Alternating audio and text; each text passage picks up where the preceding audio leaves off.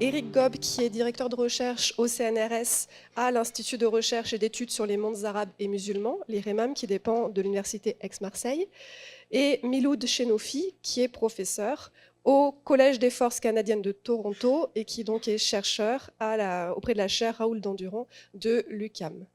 Je laisse la parole tout de suite à Éric Gob. Mon intervention... Ah, pardon. C'est bon? Oh, c'est formidable. Alors, avant de faire mon intervention, j'aimerais bien remercier évidemment Monsieur Jean-Marc Roux de m'avoir invité et également remercier le staff, évidemment, toute l'infrastructure qu'il y a derrière et notamment Madame Sandrine Vernet. Alors, j'ai intitulé cette intervention « Refonder le Conseil supérieur de la magistrature dans la Tunisie post-Ben Ali » ou « Quand le passé autoritaire s'invite dans le présent institutionnel ». Donc, d'une certaine façon, je me situe un peu dans la continuité de ce qui a été dit tout à l'heure, justement, autour de, je dirais, de ce mixte d'autoritarisme et de procédures démocratiques qui touchent la Tunisie. Alors, 3 ans après la chute du régime autoritaire de Ben Ali, bon, je vous rappelle que la nouvelle constitution a été adoptée dans l'euphorie, à une écrasante majorité par les députés de l'Assemblée nationale constituante. Et l'état de droit et l'indépendance du pouvoir juridictionnel y sont clairement énoncés. Le texte constitutionnel est globalement salué par les institutions internationales gardiennes des standards constitutionnels internationaux. En matière de démocratie, je pense plus particulièrement ici à la Commission de Venise. Alors, ce dispositif est garanti par l'institutionnalisation d'un Conseil supérieur de la magistrature, CSM. J'irai plus vite en disant CSM. Voilà. Donc, la Commission de Venise se félicite d'ailleurs qu'une section spécifique de la Constitution lui soit consacrée.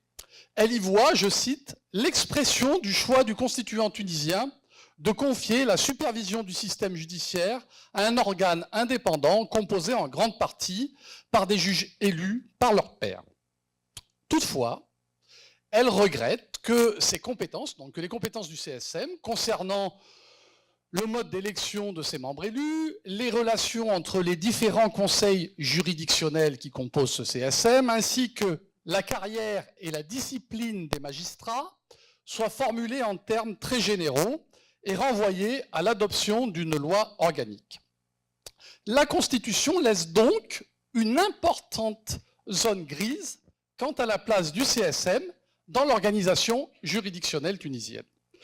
Et c'est précisément de cette zone grise, on en a parlé tout à l'heure, que vont s'emparer magistrats et avocats, donc on va dire les 2 professions judiciaires les plus importantes, pour faire valoir leur référentiel, c'est-à-dire leur vision de l'organisation et des missions du CSM, tant auprès du ministre de la Justice que des députés de l'Assemblée des représentants du peuple. Alors, l'élaboration de la loi organique relative au CSM a cristallisé, je dirais, dans un moment de construction de l'architecture institutionnelle donc d'un nouveau régime, des conflits à la fois professionnels et politiques qui sont largement hérités du pouvoir de Ben Ali.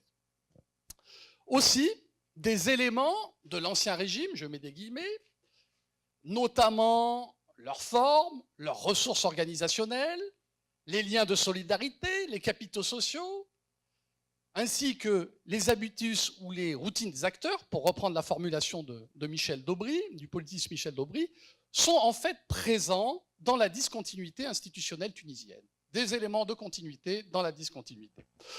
Autrement dit, certains cadres cognitifs et normatifs construits sous la présidence de Ben Ali demeurent prégnants. Ceux-ci ont un impact sur la manière dont l'action publique et la légitimité professionnelle des corporations judiciaires se sont articulées et ont interagi dans la Tunisie post-Ben Ali. En effet, le moment d'élaboration du texte de loi relative au CSM, c'est-à-dire les années 2015-2016, a mis principalement aux prises des professions juridiques à travers, évidemment, leurs instances représentatives et des acteurs politiques, notamment les parlementaires, eux-mêmes largement issus de l'un des groupes professionnels du secteur de la justice, les avocats. Aussi, je m'intéresse principalement à l'action, dans cet exposé, à l'action juridico-politique des structures professionnelles représentant avocats et magistrats. Alors, les opérateurs de ce conflit autour de la loi sur le CSM ont mobilisé diverses ressources et répertoires d'action, tant dans des arènes institutionnelles, le Parlement, même les tribunaux, et aussi dans d'autres espaces sociaux, notamment la rue, aussi dans la presse, tout ça pour faire prévaloir évidemment des représentations et des croyances autour de ce que doit être la bonne justice, autour de ce que doit être un bon CSM, et évidemment également pour défendre, je dirais, des intérêts professionnels et des privilèges protocolaires. Alors, à travers l'analyse d'une part, je dirais, des interactions des professionnels du droit entre eux, et d'autre part, de leur rapport avec les gouvernants, je me propose ici de montrer que la loi organique votée par le Parlement est l'expression de la crainte d'une autonomie professionnelle trop grande des magistrats, présente chez une partie des parlementaires, du gouvernement et aussi au sein du barreau, qui, je rappelle, lui-même est un gros pourvoyeur d'élus politiques. La loi est donc le résultat de rapports conflictuels entre un barreau, une avocature minorée sous Ben Ali, les représentants de la magistrature, dont certains de ses membres ont été des instruments d'une justice mise au service du régime autoritaire, des élites islamistes violemment réprimées sous Ben Ali, et des représentants de l'ancien régime revenus pour partie à la tête de l'État après les élections présidentielles et législatives de 2014. Donc, première partie, le corporatisme juridique face aux premiers textes gouvernementaux. Je vais m'intéresser un peu à ces acteurs, donc aux avocats et aux magistrats, à leur rhétorique et à leurs moyens d'action. Alors, en janvier 2015, Hafez Ben Saleh, ministre de la Justice d'un gouvernement qui est en fin de mandat, c'est le gouvernement dit des technocrates, présente un avant-projet gouvernemental sur le CSM, et il le présente comme un texte rédigé par, je cite, les représentants des instances judiciaires loin des tiraillements politiques et des surenchères syndicales. Et je dirais que c'est là précisément que le bât blesse pour l'ordre des avocats, pour l'association des magistrats tunisiens, AMT, pour le syndicat des magistrats tunisiens, SMT, et pour l'Union des magistrats administratifs, UMA. Alors, je vais d'abord m'intéresser aux avocats, le positionnement des avocats par rapport au CSM. Alors, les porte-paroles de l'ordre des avocats représentent en fait la profession judiciaire la plus critique vis-à-vis de la première version du texte. En effet, les dispositions de ce texte concernant la composition du CSM ont le principal inconvénient de ne pas mentionner explicitement les avocats. Le texte se contente de reprendre la formulation de la Constitution, précisant que les trois conseils juridictionnels, le conseil judiciaire, le conseil administratif et le conseil financier du CSM, se composent, je cite, d'un tiers de non-magistrats indépendants choisis parmi les spécialistes, sous-entendu les spécialistes de droit. Or, pour les représentants du barreau, la création du CSM doit donner l'occasion à la profession de valoriser les gains corporatistes acquis à la suite de la participation des avocats au mouvement de protestation de 2010-2011, c'est-à-dire au mouvement révolutionnaire.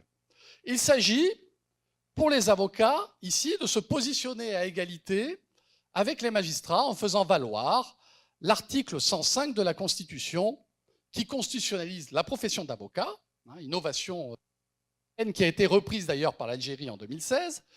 Donc, l'article 105 constitutionnalise la profession d'avocat en reprenant l'article 1 du décret de 2011 relatif à la profession d'avocat qu'a pu imposer dans le cadre de la dynamique révolutionnaire l'Ordre national des avocats.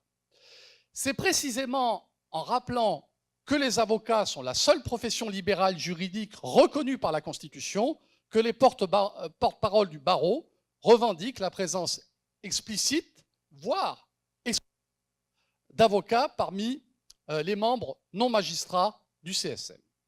Alors, pour les porte-paroles de la profession, La première version du texte gouvernemental, je cite, « défie le bon sens, comme si le CSM ne concernait que les magistrats ». En fait, les représentants de l'Ordre des avocats véhiculent une vision plutôt restrictive des attributions du CSM et revendiquent la mise en place d'un CSM axé sur la carrière et la discipline des magistrats, inspiré en quelque sorte du modèle français. Ils rejettent notamment le modèle nord-européen, ou même italien et espagnol, d'un CSM aux compétences élargies qui remplirait des tâches de gestion des juridictions attribuées jusqu'alors au ministère de la Justice. Or, l'avant-projet présenté par le ministre de la Justice, donc le tout premier avant-projet, prévoit la prise en charge d'une partie de l'administration du système judiciaire par le CSM.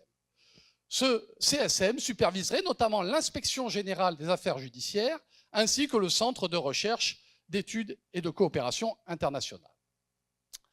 Aussi, les instances ordinales, donc les représentants du barreau, considèrent que cet avant-projet oblitère, je cite, « tout mécanisme de contrôle sur un pouvoir judiciaire qui supervise tout et qui n'est contrôlé par personne ».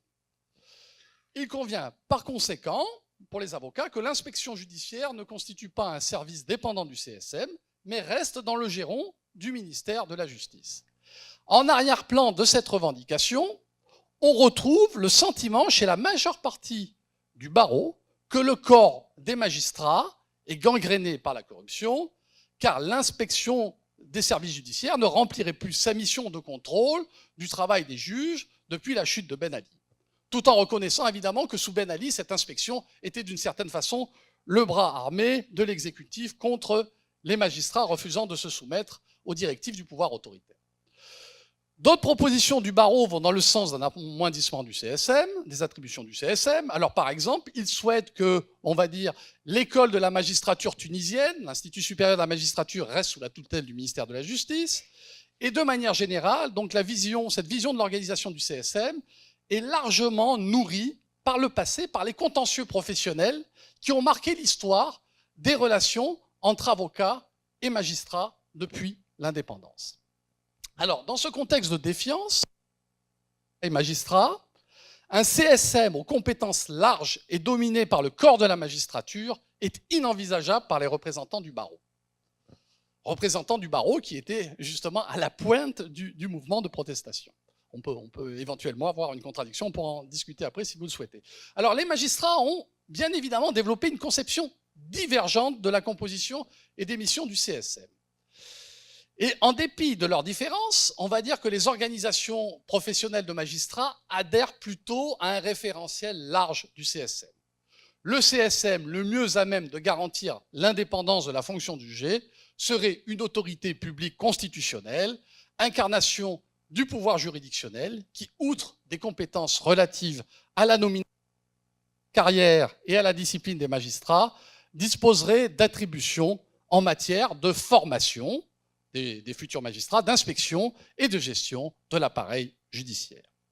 Alors, pour asseoir ces revendications, le problème, c'est que la magistrature, d'une certaine façon, traîne un boulet qui est régulièrement montré du doigt par ses contempteurs. En effet, cette magistrature a été pour partie le bras de la justice coercitive des régimes autoritaires de Bourguiba et de Ben Ali.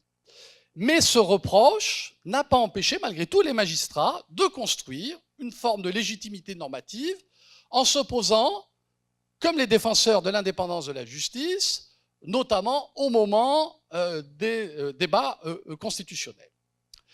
Et le groupement, je dirais, de magistrats le plus offensif sur cette thématique est l'Association des magistrats tunisiens, l'AMT, qui a été réprimée au milieu des années 2000 par le régime de Ben Ali. Et donc, d'une certaine façon, cette AMT, cette association, revendique une légitimité politique. L'application est une clé pour comprendre le répertoire d'action collective que l'équipe dirigeante de l'AMT promeut, notamment l'usage systématique des médias pour interpeller le justiciable, le citoyen tunisien et les pouvoirs, le recours régulier à des sit-ins, le recours régulier à des manifestations et à la grève des audiences au sein des tribunaux comme moyen d'action collective. L'AMT est d'une certaine façon porteuse d'un modèle d'autogouvernement de la magistrature dont le CSM est le principal outil. Par conséquent, ce dernier doit avoir de larges compétences dans l'administration de l'organisation judiciaire. Alors la vision véhiculée par l'autre principale organisation des magistrats judiciaires, le SMT, donc le syndicat des magistrats tunisiens, est moins maximaliste. Alors, en mars 2011, le SMT s'est d'ailleurs constitué contre l'AMT et ses revendications d'épuration de la magistrature. Et d'ailleurs, l'AMT n'a pas manqué d'accuser le SMT de regrouper des magistrats proches du régime de Ben Ali. On va dire, pour ne pas trancher ce débat, que le SMT est malgré tout porteur d'une forme de conformisme vis-à-vis du pouvoir politique. Il s'affirme principalement comme le vecteur des aspirations matérielles des magistrats et valorise, je cite, le dialogue constructif avec les autorités et promeut une modération dans l'utilisation de son répertoire d'action. Alors, dans le paysage des organisations de... On a une autre organisation, il y en a encore une autre, mais elle a joué un rôle peu important dans le processus d'adoption de la loi, donc je ne vais pas la citer, qui concerne les jeunes magistrats. Donc, la dernière organisation dont je vais parler est l'UMA.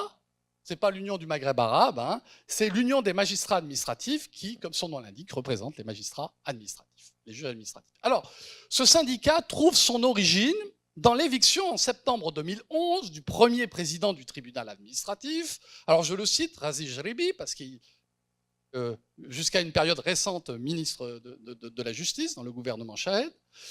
Et il avait été nommé en 2007 sous Ben Ali, donc comme premier président du tribunal administratif. Et une partie des magistrats administratifs s'est contre la nomination d'une nouvelle première présidente, donc en 2011, et a créé une commission, je cite, de protection de l'indépendance du tribunal administratif, qui, en octobre 2011, s'est transformée sous la direction d'un magistrat administratif connu en Tunisie, tout au moins dans les médias, Ahmed Souab, s'est donc transformé en UMA, attirant avec lui un peu plus d'une cinquantaine d'adhérents sur un corps comprenant magistrats et les autres membres de la magistrature administrative sont allés rejoindre le camp de T pour soutenir la nouvelle première présidente. Donc, par conséquent, c'est sans surprise que l'on constate que l'UMA agit la plupart du temps de concert avec le SMT et souvent est critique de l'AMT. Alors, après l'installation en février 2015 du gouvernement issu des élections législatives de 2014, donc, qui remplace le gouvernement dit des technocrates, le nouveau ministre de la Justice, Mohamed Salah Ben Aissa, se retrouve confronté à des revendications diverses et contradictoires formulées par les organisations professionnelles, donc des professions judiciaires, avocats et magistrats. Alors, le projet présenté par le nouveau ministre reprend à son compte certaines remarques exprimées à la fois par les avocats et les magistrats. Le nouveau ministre s'est montré sensible à l'argumentaire constitutionnel de l'ordre des avocats, donc son texte prévoit que le tiers des non-magistrats soit constitué d'une majorité d'avocats et d'une minorité de professeurs de droit. Et ce point suscite l'ire de l'AMT et du SMT. Alors, le SMT dénonce justement à cette occasion la présence d'avocats membres de l'ARP dans les manifestations d'avocats contre ce projet de loi, alors que l'AMT, de son côté, voit dans la présence des avocats au sein du CSM l'existence d'un conflit d'intérêts dans la mesure où l'avocat pourrait intervenir dans la vie professionnelle du magistrat. Donc l'AMT inaugure à ce moment-là le temps d'action collective, notamment avec les organisations représentatives des auxiliaires de justice, donc les notaires, les huissiers, etc., qui se plaignent eux aussi de ne pas être membres de ce Conseil supérieur de la magistrature. Alors, le texte présenté par le ministre de la Justice au Parlement, tout d'abord à la commission de législation générale de l'Assemblée des représentants du peuple, ce texte va être largement détricoté par cette commission de législation générale. Alors, donc les députés de cette commission de législation générale sont des députés, à noter qu'ils sont, je dirais, que cette commission est le précaré des députés avocats. On compte sur les 21 membres de la commission 12 avocats. Évidemment, ces avocats ont des positions peu éloignées de celles de l'ordre des avocats. Ensuite, en termes d'affiliation politique, les parlementaires de Nida Tounes et du parti Ennahda, donc du parti islamiste, ils sont massivement représentés. Or, le premier parti qui a remporté les élections législatives de 2014, et pas la majorité absolue des sièges, est dominé par des élites issues du régime autoritaire de Ben Ali, et ces dernières sont marquées, je dirais, par le référentiel régalien d'une fonction judiciaire subordonnée à l'exécutif, tandis que les cadres d'Ennahda, réprimés sous les présidences de Ben Ali et de Bourguiba, d'une magistrature qui a été, pour partie, le bras nécessaire de la justice répressive et sur laquelle, justement, ils souhaitent exercer un certain contrôle. Alors, la Commission de législation générale va détricoter ce projet largement dans le sens des revendications des représentants du barreau et soumettre à l'Assemblée plénière un texte très éloigné de sa rédaction initiale. Par rapport au texte initial, par exemple, réduit les attributions du CSM, excite l'inspection générale des affaires judiciaires, qui ne fait plus partie des compétences du CSM, exclut aussi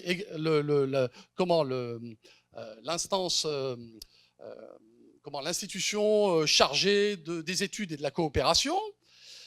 Et je dirais, last but not least, et ça a été un point d'accroche entre avocats, magistrats et entre magistrats et parlementaires, la commission de législation générale décide de faire élire le vice-président du CSM dans la catégorie du tiers des non-magistrats indépendants, dominé numériquement par les avocats. Évidemment, c'est vécu comme une véritable provocation par le SMT et l'AMT. Alors, in fine, et je conclus, le texte voté par l'ARP, après avoir connu de multiples pérégrinations et avoir été censuré 2 fois, a été adopté près d'1 an après le premier vote du texte, a été adopté donc par la majorité des députés à l'ARP. C'est grosso modo le texte amendé par la Commission de législation générale qui est adopté par les députés, à l'exception des dispositions censurées par l'instance provisoire de contrôle de constitutionnalité des projets de loi. Et donc, ce qu'on voit à travers cette dynamique, je dirais, chaotique de la loi sur le CSM, qu'on a affaire à un moment où on a des tensions très fortes entre les représentants des professions juridiques et le ministère de la Justice, qui, lui, n'est guère soutenu par le chef du gouvernement, et également aussi des tensions avec les parlementaires, majoritairement partisans d'un CSM aux compétences restreintes. Et donc, depuis fin 2016, et je conclus par cette phrase, avec le processus de mise en place du CSM, on a une dynamique institutionnelle hautement conflictuelle qui perdure, toujours alimentée par les interactions entre le jeu des structures professionnelles et celui de l'arène politique. Merci.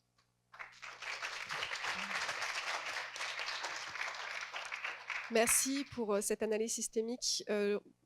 Peut-être qui nécessiterait notamment pour moi ou d'autres néophytes un panel un peu plus général de la compréhension du système judiciaire en Tunisie, pour notamment voir l'implication des magistrats administratifs et les liens qui ont pu se créer comme ça entre les acteurs, pour se répondre peut-être les communications et après pouvoir approfondir certaines controverses que vous avez déjà soulevées. J'ai proposé à Milou Chinoufi de prendre la parole sur les systèmes politiques et les enjeux constitutionnels tunisiens. Merci. Messieurs, dames, bonjour. Je voudrais commencer moi aussi par remercier très chaleureusement les organisateurs de cette conférence qui nous ont donné, en tout cas moi, l'occasion de découvrir votre institution universitaire, mais aussi de découvrir cette belle ville qui est Grenoble. C'est ma première visite, ça ne sera certainement pas la dernière.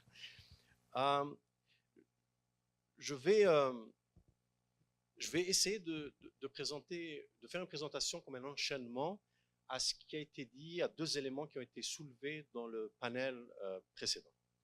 On a parlé, un panéliste a dit à juste titre qu'une démocratie n'est pas en un jour, parlons de la Tunisie, mais c'est un propos qui est valable pour n'importe quelle démocratie. Mais en fait, les démocraties ne s'achèvent pas non plus. Il n'y a pas d'état final de la démocratie. Nous sommes soit dans un processus, dans une dynamique de démocratisation qui signifie extension des droits, ou alors on est dans une dynamique de régression démocratique ou de régression de la démocratie. Pour le second cas, il y a un terme, une expression qui est utilisée dans la littérature anglo-saxonne qui, je crois, rend compte de cette réalité-là, qui est celle de la Turquie, qui est celle de la Russie, qui, à certains égards, est celle des États-Unis aussi, c'est illiberal democracy. Ce sont des démocraties illibérales qui gardent de la démocratie le mécanisme électoral, mais qui mettent de côté toutes les dynamiques qui permettent l'extension au fur et à mesure du domaine des droits. Donc, un pays comme la Suisse, à l'époque où les femmes n'avaient pas le droit de vote, était démocratique dans la mesure où il y avait des mécanismes qui pouvaient amener le système à ce que les femmes votent. Alors que la Turquie aujourd'hui est en stagnation, est une démocratie illibérale dans la mesure où le système exécutif fait en sorte que les mécanismes qui peuvent générer une extension des droits aux minorités ethniques, linguistiques ou sexuelles qui parachèvent les droits des femmes, eh bien, ces mécanismes sont plutôt contractés. Deuxième élément que je retiens du panel précédent, c'est la dépression post-révolutionnaire. Alors, je ne sais pas si c'est par excès d'optimisme de ma part ou par excès de respect à la révolution tunisienne, je dirais que c'est quelque chose qui est inévitable et tout à fait normal. Pourquoi? Parce que l'euphorie qui est associée à un mouvement révolutionnaire, eh bien, va connaître une phase descendante dans la mesure où les tâches qui viennent ensuite dans l'édification d'une démocratie sont des tâches ingrates, techniques, arides et qui prennent du temps. Ce qui génère, bien entendu, des frustrations et des incompréhensions. Mais encore une fois, par optimisme, il faut se rappeler toujours, et ça sera mon point de départ, que la constitution tunisienne est la seule constitution qui a été adoptée dans un contexte de démocratisation post-révolutionnaire dans le monde arabe. L'autre constitution comparable est celle de l'Égypte après la Révolution, mais le contenu de cette constitution égyptienne n'était pas un contenu démocratique similaire au contenu de la constitution syrienne, à partir du moment où la constitution égyptienne avait clairement stipulé que les lois adoptées par un parlement élu devaient être sanctionnées par une autorité religieuse non élue, ce qui représentait un sérieux problème. Alors que ce n'est pas le cas dans la constitution tunisienne. Alors, il est important de rappeler aussi que c'est une constitution qui a donc consacré le pluralisme politique et l'état de droit, consacré les droits fondamentaux de liberté, notamment la liberté de conscience, ça a été déjà dit auparavant, et l'égalité du point de vue en tout cas constitutionnel, notamment l'égalité entre les hommes et les femmes. Mais plus que cela, cette constitution prévoit une édification institutionnelle autour de la neutralité absolue des forces armées, autour de la création, qui reste encore à parachever, d'une cour constitutionnelle chargée de s'assurer de la constitutionnalité des lois adoptées dans le pays, et puis une série d'instances que la Constitution appelle les instances constitutionnelles indépendantes, comme l'instance des élections, l'instance de la communication audiovisuelle, l'instance des droits de l'homme, en Amérique du Nord, on dirait les droits humains, l'instance du développement durable, etc., etc. Alors, ces institutions-là, à commencer par l'institution militaire, ne sont pas élues, mais cette Cour constitutionnelle, ces instances constitutionnelles indépendantes sont absolument importantes dans l'édification et la consécration ou la consolidation d'une démocratie, et leur rôle peuvent répondre à beaucoup de questions qui sont soulevées actuellement sur l'état de démocratisation en Tunisie. Donc, le jour où ces institutions-là seront instaurées et que la culture qui leur correspond sera ancrée dans les esprits, on pourra répondre à beaucoup de frustrations qui sont exprimées aujourd'hui, notamment la peur du retour du retour ou de l'infiltration des réflexes autoritaires hérités du passé. Alors, bien entendu, autour de ces institutions-là, il y a un risque. Le risque est celui de la politisation. Donc, la politisation de ces institutions-là, que ce soit l'institution militaire ou les autres institutions, est la voie royale vers donc une démocratie illibérale, dans la mesure où cela va ouvrir la voie au pouvoir exécutif de mieux dominer l'État et donc de freiner la démocratisation. Alors, deux éléments. Le premier concerne la neutralité des forces armées. Alors, de tous les pays arabes, des pays maghrébins et en tout cas des pays limitrophes de la Tunisie comme l'Algérie et la Libye, eh bien, la Tunisie a le plus de chances de parachever une réforme des relations civiles militaires aboutissant à un contrôle du civil sur le militaire. Il y a des raisons à cela. La première, c'est le rôle politique, historiquement insignifiant que les forces armées tunisiennes ont joué, malgré la tentative de coup d'État au début des années 60. Mais enfin, même si les militaires tunisiens sont contents d'être loin du jeu politique, eh bien, sans le vouloir, ils ont joué un rôle politique de premier ordre dans la révolution tunisienne. On a une vision assez romantique des premières étapes du printemps arabe d'un peuple qui se soulève contre une dictature. Ce n'est absolument pas faux. Du moment où la révolution tunisienne n'aurait jamais réussi sans la mobilisation massive de la population. Mais on oublie souvent que dans les différents pays où le printemps arabe s'est manifesté, la position des forces armées a décidé du futur du pays. Vous pouvez être certain et certain que la Syrie, le sort de la Syrie aurait été différent si l'armée syrienne avait adopté une position différente de celle qu'elle a adoptée. Et donc, le refus de l'état-major tunisien, enfin l'acceptation de se déployer pour assurer la stabilité, mais le refus de tirer sur la population, avait signé la fin politique de Ben Ali. Et donc, sans le vouloir et sans peut-être avoir l'intention de jouer un rôle politique, en refusant de tirer sur les citoyens, eh bien les conséquences de cette décision-là étaient profondément et éminemment politiques, puisque ça a ouvert le reste du changement révolutionnaire en Tunisie. Donc, le fait qu'il n'y ait pas cette tradition d'implication dans le politique va aider à mieux établir le contrôle civil sur le militaire. Mais il existe une autre condition qui va être plus difficile à réaliser, et elle consiste à développer des compétences civiles dans les affaires militaires. Et en Tunisie, ce n'est pas encore le cas. Ça n'existe pas encore. Et puis, ce n'est pas une critique, parce que les compétences civiles dans les affaires militaires ne peuvent pas être générées sous un régime autoritaire. La dernière chose qu'un régime autoritaire souhaiterait voir se produire, eh bien, c'est des compétences dans ce genre de domaine, de la sécurité en général et de la défense en particulier, à partir du moment où c'est à travers ces institutions-là qu'on peut renverser un régime autoritaire. Donc, la démocratie ou un processus de démocratisation est une condition structurelle sine qua non pour le développement de ces compétences-là. Et le développement de ces compétences est à son tour une condition sine qua non pour la consolidation de la démocratisation. Et encore une fois, ça prend du temps.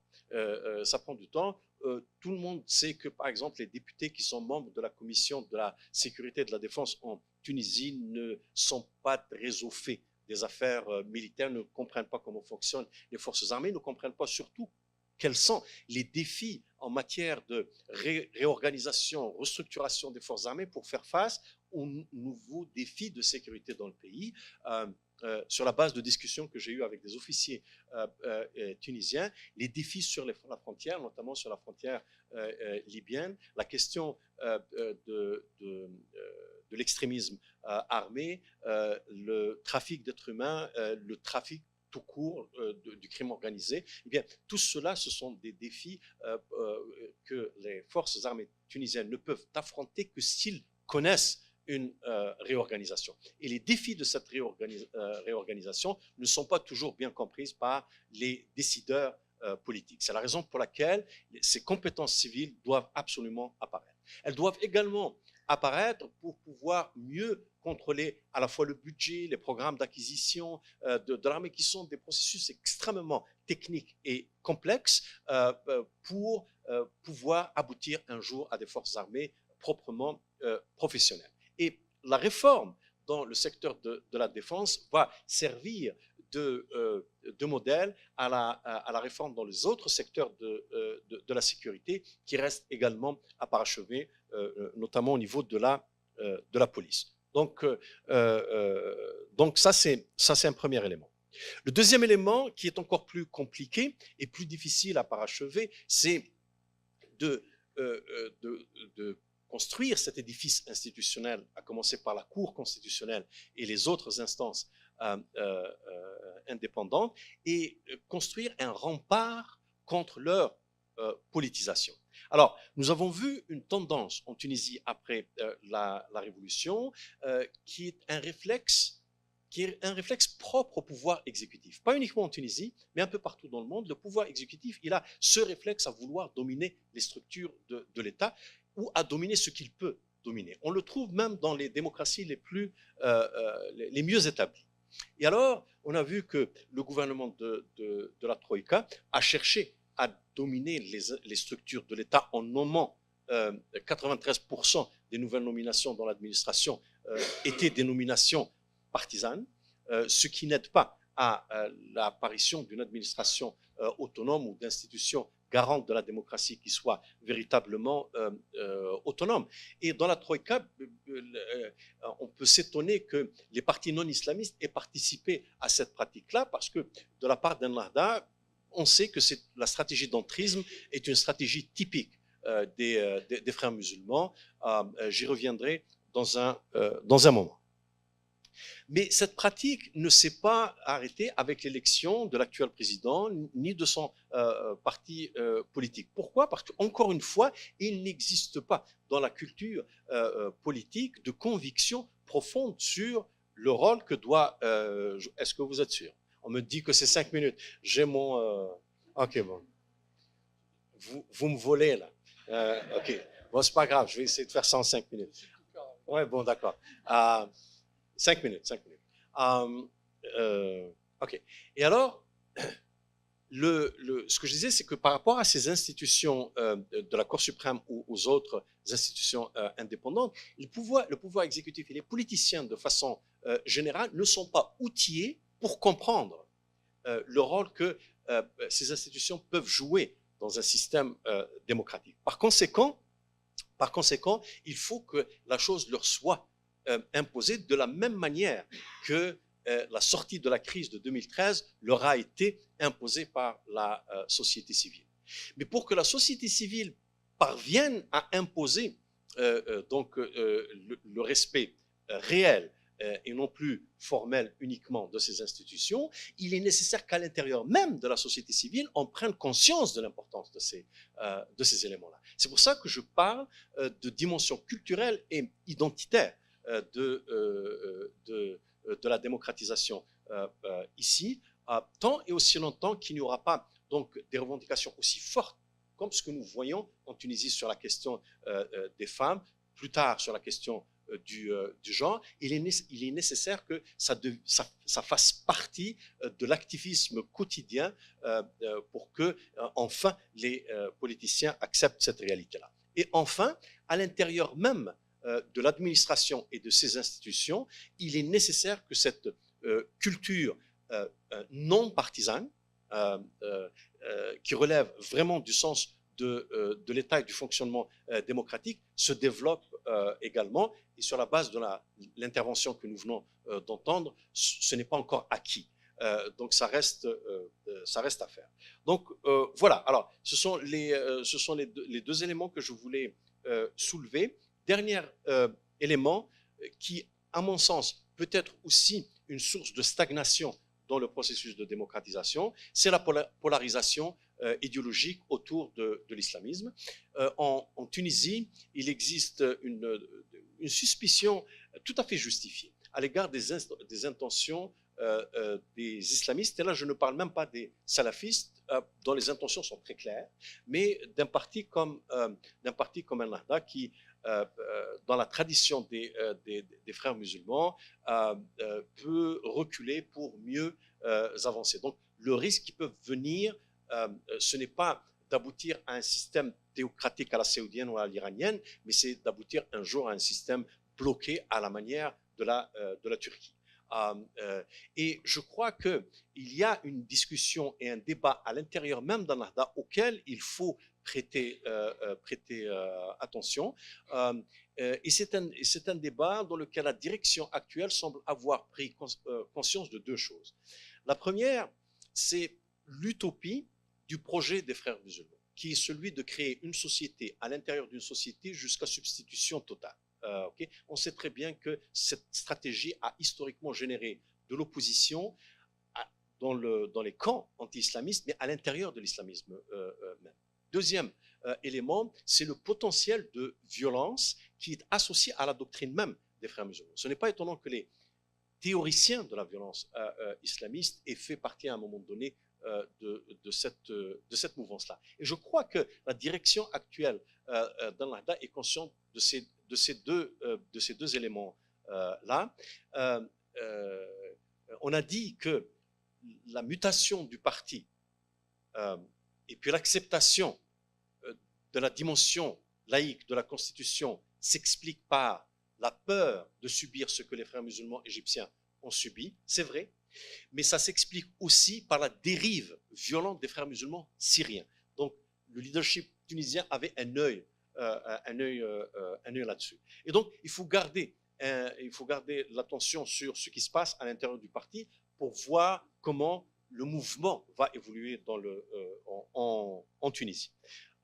Tout dernier point, du côté anti-islamiste, le problème, c'est la fragmentation, et c'est un problème qui ne concerne pas uniquement le camp anti-islamiste tunisien, mais c'est le cas un peu partout dans le monde. Mais dans les deux cas, il est absolument nécessaire que la culture démocratique aille bien au-delà de l'opposition au régime autoritaire et s'élargisse à l'édification institutionnelle absolument nécessaire au fonctionnement de l'état de droit. Merci.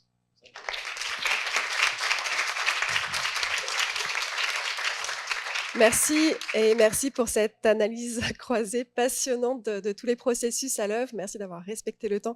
Désolée de vous avoir volé, mais c'est mon âme de Robin des Bois. C'était pour mieux la distribuer en fait dans la salle avant le concert. Donc je vous invite à prendre la parole et oser vous poser vos questions. Et comme j'ai des talents, c'est mon collègue qui va venir avec le micro.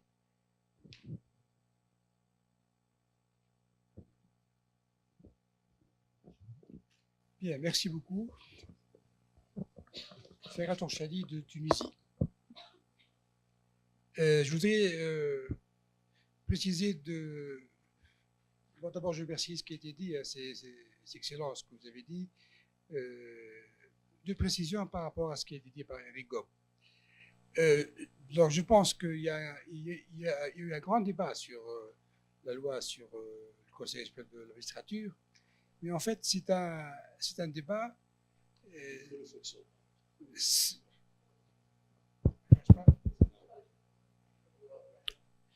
Parce que le texte qui a été présenté, le texte sur le CSM, qui a été donc présenté par le ministère de la Justice, c'est un texte qui a été présenté par le gouvernement, comme d'ailleurs tous les textes de loi. C'est donc souvent le gouvernement qui fait les textes. Mais le problème qui s'est posé à l'époque, dont je me souviens, c'est que est-ce que le texte qui est présenté par le gouvernement doit être le même que celui qui est voté en plénière? C'était un grand débat en Tunisie, comme tous les pays du monde. Et je me souviens que on s'est posé la question, est-ce que dans les démocraties bien établies, il faut que le même texte soit dans celui qui est donc rédigé par le pouvoir exécutif, soit le même qui est voté en plénière. Le problème, c'est que sur le CSM, le texte a été changé en cours de route par la commission parlementaire. Et je pense que là, il y a eu un gros malentendu.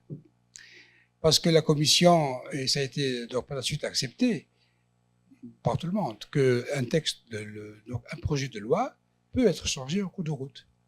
Et c'est normal que la commission parlementaire, elle présente en quelque sorte l'avis de la plénière, parce qu'elle est composée d'ailleurs de la manière. Et c'est ça qui a fait que le ministre démissionne d'ailleurs. Deuxième point, je passe très vite. Le défi en Tunisie était le suivant. Est-ce que le pouvoir judiciaire est indépendant, donc indépendant seulement à l'égard du pouvoir donc, exécutif? Et la grande bataille qui était gagnée, c'est que, donc, effectivement, les magistrats, les juges en Tunisie sont devenus indépendants du pouvoir exécutif. Mais la question s'est posée, est-ce que les juges ont tous les pouvoirs? Est-ce que le pouvoir exécutif il est contrôlé, le pouvoir donc législatif est contrôlé, mais pas le pouvoir judiciaire. Et les juges en Tunisie donc, acceptent mal qu'ils soient contrôlés. Et donc c'est en fait un débat qui est fini, cela, et donc je pense que la question sera toujours débattue. Par rapport à ce qui est dit je finis vite. Le problème de la Constitution en Tunisie, moi je pense que c'est très beau ce qu'on a fait en Tunisie, bien sûr c'est très beau, mais c'est pas ça donc l'essentiel. Donc l'essentiel, est-ce que ce qui a été dit par cette Constitution, écrit par cette Constitution moderniste et tout cela, est-ce qu'il sera appliqué? La grande bataille en Tunisie dans les prochaines années sera la bataille des libertés et des libertés individuelles. Hein. Et donc, évidemment, je vous cite seulement deux donc je passe très vite. Hein. Le parti de Nahda a eu donc l'audace, à un certain moment, de voter une loi qui supprime les taxes sur l'alcool. Et dans la stratégie de lutte contre la contrebande, ça a été quelque chose donc extraordinaire. Et à l'époque, on disait que c'est un parti qui devient civil. La prochaine bataille, et donc le prochain grand test, si vous voulez, est-ce que le parti Nahda va voter la loi sur l'héritage? Et ça, on saura réellement est-ce que c'est un parti civil ou non civil. Alors, il y a beaucoup de demandes de prise de parole, et puis je vous propose qu'on prenne des séries de 3 questions sur lesquelles vous réagissez, de façon à ce que la parole circule un petit peu dans la salle. Donc, madame, ensuite votre voisin, puis on laissera nos invités réagir avant que je repasse le micro à la salle. Oui, Liane Driss, Grenoble, citoyen des deux rives, tunisien, l'Isère. Je voulais vous remercier, M. Chanouf, et entre autres, M. Gov aussi, de la clarté de votre exposé, mais je voulais revenir à la tunisification, entre guillemets, du parti Nahda par rapport à la problématique de la nébuleuse des frères musulmans. Je crois que c'est vraiment un point essentiel. C'est que, est-ce que ce parti Nahda devient vraiment tunisien dans le sens de l'intérêt national? Et ce que a dit M. Holchen, on va voir, ils ont voté, s'ils votent l'égalité pour l'héritage, ça montre qu'ils deviennent vraiment tunisiens, ils se détachent de cette nébuleuse des frères musulmans, avec toute la problématique violente. Et la deuxième question que je voulais vous poser, c'est par rapport à cette infiltration, entre autres du ministère de l'Intérieur, cette collusion, puisqu'il y a eu la lutte contre le terrorisme et le ministère de la Défense.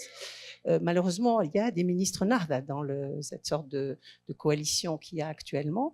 Et le dernier vient de faire nommer je ne sais combien de fonctionnaires avant de partir. Donc, c'est de fonctionnaires du ministère de l'Intérieur avant d'être démissionnés. Donc, c'est vraiment le problème de l'intérêt national et, en effet, des problèmes de parti qui risquent, en effet, de miner cette démocratie tunisienne. Et à la fois, je voulais vous poser la question par rapport à cette société civile, puisque je crois que vous avez insisté sur 3 points. Ce qui a fait que la Tunisie n'est pas passée dans la guerre civile, c'est sa société civile diverse, religieuse, laïque ou en tout cas séculaire, enfin qui soit. Il y a l'armée républicaine et la continuité de son administration. Hein, c'est très bureaucratique, mais ça marche.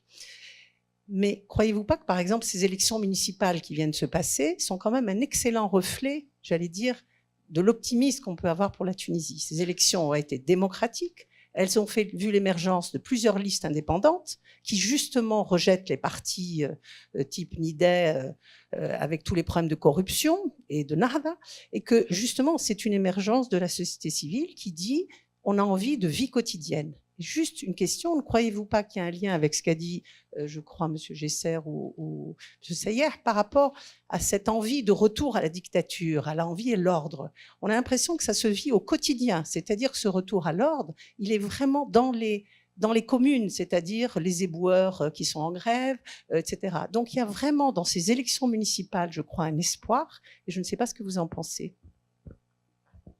Oui, pour ma question pour Milou Chenoufi, notamment, j'ai beaucoup lu vos travaux sur l'armée et je profite de votre présence pour vous poser les questions. Sur la question des hypothèses de la trajectoire de l'armée tunisienne, entre ce qu'on pourrait appeler la neutralité totale et la politisation de type égyptienne, est-ce qu'on ne pourrait pas envisager une troisième voie qui est tout simplement, pour certains militaires, de faire des carrières politiques un peu à l'israélienne, c'est-à-dire... Attention, quand je compare avec Israël, c'est sur le plan sociologique, vous l'avez compris. C'est-à-dire que vous savez très bien qu'aujourd'hui, un vivier de recrutement des grands politiques israéliens, et qui sont souvent moins militaristes que les civils d'ailleurs, c'est l'armée. On l'a bien vu, je n'ai pas besoin de les citer. Un a été assassiné d'ailleurs, et l'autre était devenu même un des emblèmes du camp de la paix, donc c'était M. Pellet, le général Pellet. Tout ça pour vous dire. Donc ça, est-ce qu'on n'a pas cette hypothèse que en lisant vos travaux, il se doderait plus tard, finalement, de figures militaires qui utiliseraient ce capital de sympathie populaire pour faire une deuxième carrière dans leur vie, qui est une carrière politique. Alors, c'est pour ça que je vous pose une deuxième question très précise. Quel est le statut des généraux tunisiens une fois qu'ils ont fini leur service? Vous savez qu'en France, un général n'est pas... Il est dans la réserve, il n'est pas à la retraite au sens, à part pour des mesures disciplinaires. On a eu un dernier général qui a été mis à la retraite. Je voulais savoir, est-ce que les généraux tunisiens restaient entre guillemets, dans une semi-activité du point de vue de leur statut officiel, ce qui était important de savoir. Et est-ce que s'ils faisaient de la politique, ils seraient obligés donc de demander une autorisation? Voilà. Je vais juste demander à M. Chenoufi, à M. Gob, d'essayer, autant que faire se peut, de répondre de façon très synthétique à la multitude des questions déjà posées. J'encourage aussi les étudiants, parce qu'on est dans une discussion entre personnes assez spécialistes de ces questions, n'hésitez pas. Et s'il y a des volontaires parmi vous, à la deuxième salve, on donnera la parole aux plus jeunes avant de revenir aux spécialistes. C'est pas vraiment...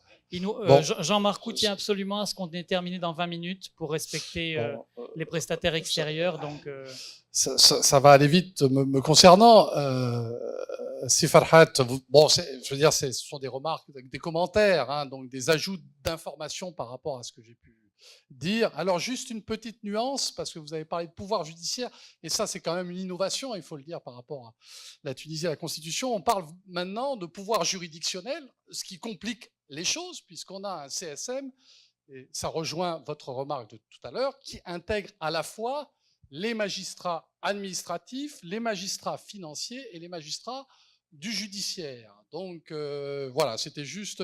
Alors, par rapport à votre remarque sur justement les rapports entre ce pouvoir juridictionnel, l'exécutif, le législatif, etc. C'est aussi une question de, dans les débats qu'il y a eu, c'est un rapport au passé. C'est l'héritage aussi du passé, hein, des conflits qu'il y a pu y avoir entre avocats, magistrats et des relations que les magistrats ont eues aussi avec le régime de Ben Ali, qui explique qui explique aussi le fait qu'on se soit orienté vers un référentiel, je dirais, restrictif. C'est-à-dire que parmi les modèles de conseil supérieur de la magistrature, vous avez des modèles où le CSM est plus ou moins, je dirais, autonome par rapport aux autres pouvoirs, donc exécutifs et législatifs. Voilà, juste ce point. Merci infiniment pour les questions, hein, ça ouvre des discussions vraiment passionnantes. Sur la question de l'indépendance des juges et le risque de ce qu'on peut appeler la république des juges ou la dictature des juges, la différence avec le pouvoir exécutif, c'est que le juge est là pour dire le droit. Donc, il joue, si j'ose dire, dans un espace qui est décidé par les autres pouvoirs. Le pouvoir exécutif peut initier le droit. Bien entendu, ce n'est pas assez pour que les juges n'outrepassent pas leurs droits. C'est la raison pour laquelle j'ai parlé tout à l'heure de la nécessité de l'émergence d'une culture et d'une identité qui permet à ceux qui évoluent dans le pouvoir judiciaire en général ou le pouvoir constitutionnel concernant la Cour constitutionnelle comprennent le rôle qu'ils doivent jouer et les limites qu'ils ne doivent pas transgresser. Et c'est clair que dans les régimes démocratiques, c'est un problème qui n'a pas encore de solution. Qui contrôle ceux qui contrôlent tout le reste? Prenez l'exemple des États-Unis avec des juges de la Cour suprême qui sont nommés à vie. C'est un sérieux problème parce qu'on met entre leurs mains un très grand pouvoir. Sur la question de l'Nahda et de la tunisianisation, je crois qu'il faut leur reconnaître une première chose. C'est que de tous les chapitres des frères musulmans dans le monde arabe, c'est ceux qui se sentent le plus avancés vers les fondamentaux démocratiques. Le problème, c'est que ça se fait à l'intérieur de l'Nahda de façon autoritaire. C'est le charisme de Renouchi qui, ne l'oubliez pas, a commencé sa carrière politique dans sa première jeunesse dans le nationalisme arabe, donc anti-impérialiste, etc. Donc il y a quelque chose de cela qui est revenu dans ses années de maturité quand il a compris les limites d'un point de vue strictement pragmatique, peut-être pas doctrinaire, mais d'un point de vue dogmatique, il comprend les limites du mouvement auquel il appartient, c'est-à-dire le rejet qu'il suscite, en même temps qu'il arrive à mobiliser une partie de la population. Mais je sais que tout le monde ne partage pas son point de vue et actuellement, il tient le parti d'une main de fer. Et c'est ce qui permet aux choses d'avancer, c'est ce qui permet d'avoir une candidate femme non voilée à la mairie de Tunisie qui fait la bise aux hommes pendant la série. Tunis, pardon, Tunis. Donc, vous voyez, mais encore une fois, en même temps qu'il est nécessaire d'accorder l'importance nécessaire à ces débats à l'intérieur du parti, il faut rester vigilant parce que le réflexe premier des frères musulmans, c'est de reproduire le scénario turc, qui est celui de la domination des structures de l'État. Un dernier point à ce propos-là, il se présente actuellement comme les musulmans démocrates, à l'image des chrétiens démocrates ou des démocrates chrétiens allemands, mais quelqu'un a dit, à juste titre, les démocrates chrétiens commencent par démocrates, ensuite chrétiens. Nahda, c'est plutôt le contraire, ce qui laisse l'ambiguïté toujours à l'œuvre. Donc voilà. Très bien. Il y a d'autres demandes de prise de parole parmi les. Ah oui, sur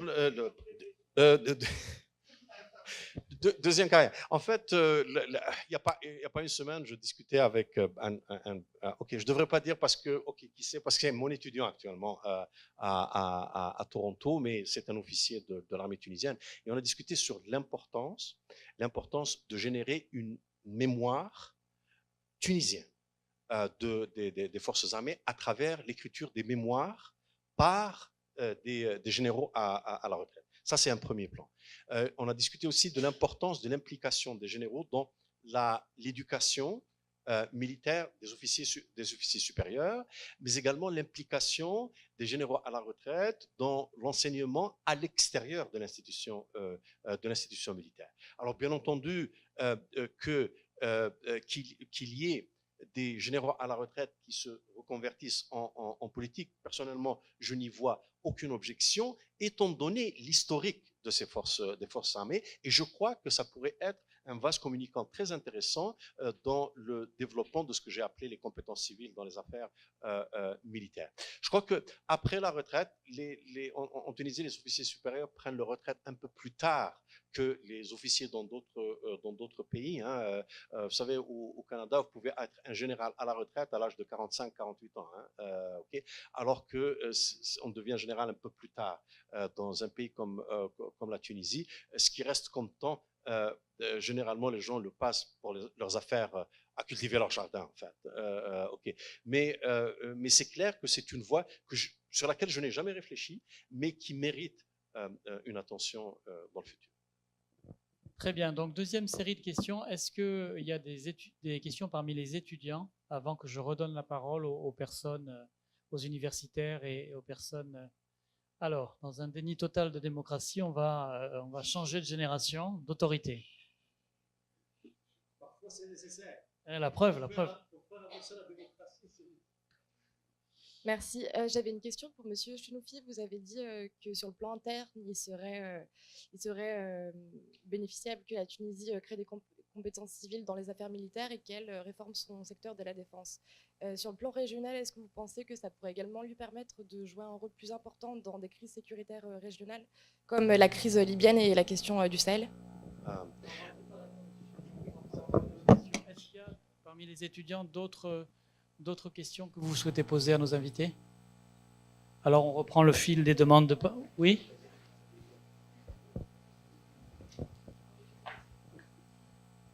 Donc, vous avez parlé du fait qu'au sein de NARDA, les changements sont faits, sont des décisions qui sont prises en haut. Je voudrais savoir, compte tenu de la centralisation des décisions et du fait que c'est Ghannouchi qui tient un peu le parti et que c'est lui qui décide en fait de la ligne pragmatique en politique, est-ce que vous pensez qu'au moment où il sera changé, ou voilà, le leadership du parti sera autre, est-ce que cette ligne politique qu'il avait décidé en 2013-2014 sera reconduite, ou est-ce qu'on peut parler d'une une remise en question de toutes les décisions qui ont été prises après la Révolution? Merci.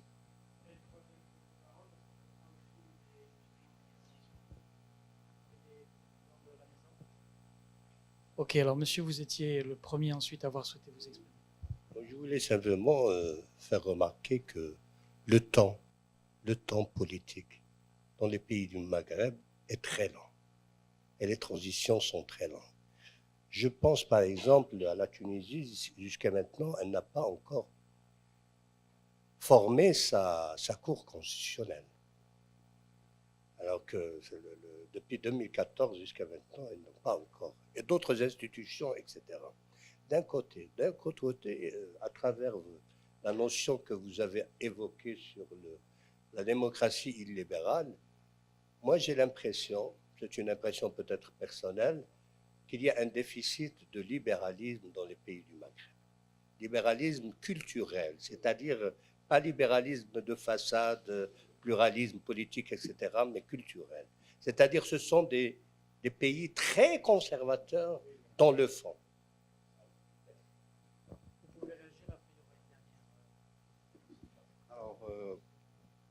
Encore une série de questions très intéressantes. Alors, à propos de la réforme des rapports civils-militaires, du rôle régional. Alors, historiquement, les forces armées tunisiennes ont participé à des missions des Nations Unies. Mais c'était une façon de les garder occupés beaucoup plus qu'à aller faire la différence dans ce genre de mission. À l'heure actuelle, les défis de sécurité peuvent garder l'armée tunisienne occupée pour un bon moment. Vraiment un bon moment à l'interne. Comme je vous l'ai dit, les défis sont énormes et les moyens sont très, très limités. La gestion de la frontière avec la Libye est un sérieux problème. La gestion de la frontière avec l'Algérie est aussi présente des défis, même si dans ce cas-là, il y a une coopération assez étroite entre les forces tunisiennes et les forces algériennes. Les officiers se connaissent, se respectent, donc il y a de la coopération en la matière. Mais on leur demande également aux forces tunisiennes de contrer le trafic d'êtres humains, le trafic tout court, le crime organisé international, et c'est vraiment beaucoup. En même temps, oui.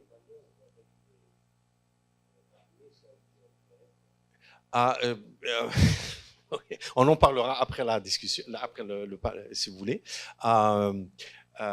Vous savez, quand vous avez besoin de financement extérieur, vous faites un certain nombre de choses. Alors, en même temps, alors, face à tous ces défis-là, l'armée tunisienne doit aussi réformer ses structures. Et passer au travers d'une transformation, c'est quelque chose qui prend du temps, qui nécessite un changement culturel à l'intérieur pour passer, à vrai dire, d'une armée conventionnelle à une armée anti-insurrectionnelle. C'est un changement majeur qui s'est produit en Algérie à cause des événements des années 90, et c'est la raison pour laquelle les officiers tunisiens regardent beaucoup à ce qui s'est produit en Algérie. Alors, au Sahel, je peux envisager une coopération avec toutes sortes de forces armées qui interviennent là-bas, mais je ne parviens pas à voir un rôle décisif que l'armée tunisienne pourrait jouer en la matière. Alors, Rennouchi, comme tous les partis doctrinaires, la disparition du fondateur et de l'idéologue va conduire à une décantation à l'intérieur. Il y aura les rennouchistes, qui sont convaincus de ce qu'il est en train de faire aujourd'hui. Il y aura ceux qui, aujourd'hui, jouent le rôle que Khrouchtchev jouait sous Staline, c'est-à-dire qu'il ne disait rien, mais il était contre ce que Staline faisait, et il n'a pu faire ce qu'il voulait faire qu'après la mort de Staline. Donc il y aura des anti-rennouchistes qui seront un peu plus vocaux, qui ne le sont aujourd'hui. Donc il y a un risque de scission du parti après la disparition de Rennouchi. Le plus important, c'est de savoir qu'est-ce qui va arriver dans cette mouvance-là en termes d'éloignement ou de rapprochement vers le purisme de la doctrine originaire de Hassan al-Banna. C'est la raison pour laquelle j'ai dit qu'il faut garder un œil sur les débats internes de ce parti. Vous savez, dans le monde arabe, de la même manière que l'avenir dépend du rôle que jouent les forces armées, l'avenir dépend aussi du positionnement des partis islamistes, qui peuvent jouer un rôle positif comme ils peuvent réellement jouer le rôle de frein à toute velléité de démocratisation. Le déficit libéral dans le monde, dans le Maghreb, c'est absolument vrai, et il ne concerne pas uniquement les partis islamistes. On s'entend. Je veux dire, ce n'est pas une critique méchante que de dire que le mouvement moderniste au Maghreb a été porté pendant très longtemps par des mouvements de gauche, par des mouvements qui étaient très ancrés dans le marxisme pro-soviétique. Et donc, la conception du pluralisme n'était pas la priorité. C'est-à-dire qu'on luttait pour avoir accès à la liberté d'expression, mais on avait du mal à comprendre que notre propre liberté d'expression dépend de la liberté d'expression des autres. Mais ce sont des choses qui s'apprennent. Et ça prend du temps. C'est la raison pour laquelle j'ai dit dans mon intervention que c'est beaucoup plus pénible de construire la démocratie que de l'initier par la lutte contre la dictature. J'espère que j'ai répondu à toutes les questions. Si je ne l'ai pas fait, je suis disponible après le panel. Merci beaucoup. Permettez-moi de revenir encore une fois sur la question de l'ANAHDA, puisque je vais intervenir demain sur le sujet. Et ma question est pour mon collègue Miloud, sur ce que tu as trouvé de normal à la suspicion des autres acteurs concernant l'ANAHDA, concernant le double discours de l'ANAHDA, comme on disait pour Tariq Ramadan. Alors, ici, je crois que la question, elle était assez claire dans les écrits de Rennouchi depuis 1980. Il soulevait la question de l'islam maghrébin pour s'opposer justement aux frères musulmans. Alors, mais la grille de lecture, elle persiste toujours de les lier. Alors, que faut-il faire maintenant du 10e congrès de 2016 ? On ne peut être plus clair, sauf si l'ANAHDA continue toujours de jouer le double jeu. Alors, chose que je ne crois vraiment pas personnellement. Donc, c'est pourquoi est-ce que c'est ton avis de percevoir cette suspicion normale, justifiée, ou pour les autres acteurs? Moi, je peux le comprendre. Pour les autres acteurs, c'est normal. C'est les autres acteurs politiques. Ils peuvent le faire, ils peuvent le dire. Mais en tant que chercheur, c'est-à-dire Est-ce qu'on a tendance toujours à penser la même chose qu'autrefois, ou la grille de lecture doit justement changer? Merci. Ah oui, merci. Rapidement, j'aimerais juste. On n'a pas parlé du Maroc, alors que il était question aussi de parler du Maroc dans une dimension comparative, peut-être. Bon, au Maroc, on n'a pas de ministère de la Défense. Il a été supprimé suite aux tentatives de coup d'État militaire en 71 et 73. Mais on a une administration de la Défense, on a une armée qui est très active. Et en ce moment, il y a un débat autour du service militaire obligatoire. Alors, bien évidemment, le gouvernement est pour, les partis majoritaires sont pour, les partis d'opposition sont contre, un certain nombre de familles, les jeunes sont contre. À l'université, on a eu ce débat, la plupart sont contre aussi, pour un certain nombre de raisons. Et ce débat, du coup, a suscité une autre question. Si jamais ce projet passe, pourquoi, si du coup un certain nombre de jeunes devront s'enrôler dans l'armée, pourquoi est-ce qu'on n'essaierait pas de diriger l'action de l'armée vers le développement et de faire en sorte qu'il y ait une sorte de mission civique ou civile de l'armée. Et cette partie du débat était intéressante parce que du coup, on devait définir ce que c'était qu'une mission civique pour l'armée.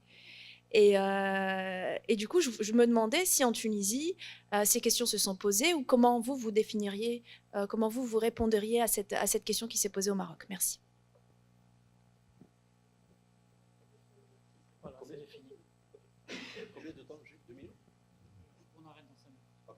Alors, merci pour la question à propos de Nahda. Personnellement, mais c'est la vie d'un seul homme, hein, donc il ne vaut pas plus que ça. Merci d'accorder à mon propos de l'importance, mais ça reste un point de vue qu'il faut confronter avec d'autres. Très sincèrement, je n'ai pas de doute sur la sincérité de la démarche de Ghannouchi lui-même. Ok.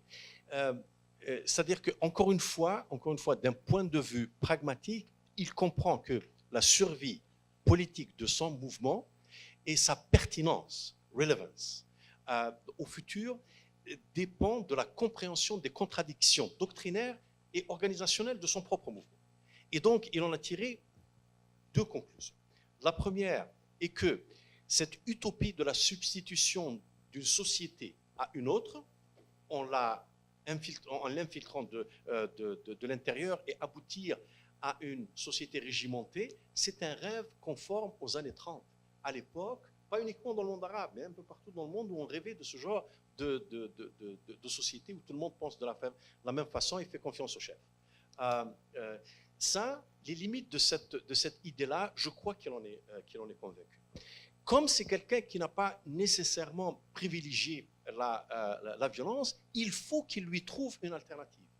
Donc son alternative au départ a été le modèle turc, avec l'idée de pouvoir dominer tout à la fin, mais même ça n'a pas fonctionné en Tunisie de façon assez claire. Et c'est ce qui a provoqué donc le changement qu'il a eu, d'autant plus qu'il a vu des mouvements de frères musulmans, comme le mouvement des frères musulmans en Syrie, sombrer dans la violence la plus aveugle en Syrie. Mais cela ne veut pas dire que tout le monde à l'intérieur de Nahda partage son point de vue, du point de vue idéologique ou du point de vue pragmatique, parce qu'à l'intérieur, il y a des courants. Et à l'intérieur de ces courants-là, il y a à la fois les puristes et il y a ceux qui veulent amener le parti à encore plus de libéralisme. Donc, il y a une dynamique à l'intérieur qui n'est pas unique, elle est plurielle, et c'est la raison pour laquelle j'insiste sur le fait qu'il faut garder un œil sur son développement. Voilà, donc c'est ça mon point de vue. Alors, sur la question du service militaire au Maroc ou ailleurs dans le Maghreb, bien sûr, on a tendance à croire que dans une démocratie, eh bien, l'armée doit être professionnelle et donc même les hommes de troupes hommes et femmes de troupes doivent être désengagés. Ok. Mais là, comme on dit en anglais, be careful what you wish for, parce que ça va faire exploser le budget de l'armée. Les conscrits, les pauvres, ils coûtent pas très cher. Hein. Ok. Mais si vous les remplacez par des soldats professionnels, vous devez les payer un peu plus. Donc, il y a un problème d'ordre financier budgétaires et financiers. Et vous savez, vous pouvez avoir une armée républicaine tout en gardant le service militaire. La France ne l'a aboli qu'il y a sous Chirac. Donc ça peut fonctionner. Sur les tâches non militaires qu'on pourrait confier aux militaires, ça se fait un peu partout dans le monde. Par exemple, disaster relief, quand on voit l'armée travailler ou aider après un désastre naturel. D'ailleurs, ils sont efficaces. Ils ne se plaignent pas, ils ne font pas la grève. Donc généralement, c'est positif, mais ça a ses limites. On ne peut pas transformer des forces armées uniquement en pompes auxiliaires des pompiers. Je veux dire, ça ne marchera jamais. D'autant plus que le Maroc est confronté à ses propres défis sécuritaires qui nécessitent des forces armées qui gardent leur mission traditionnelle. Voilà. Merci pour la qualité de vos interventions et de vos questions. Nous allons clôturer ce panel et je vais vous laisser opérer une transition vers l'amphi B et non C pour le concert.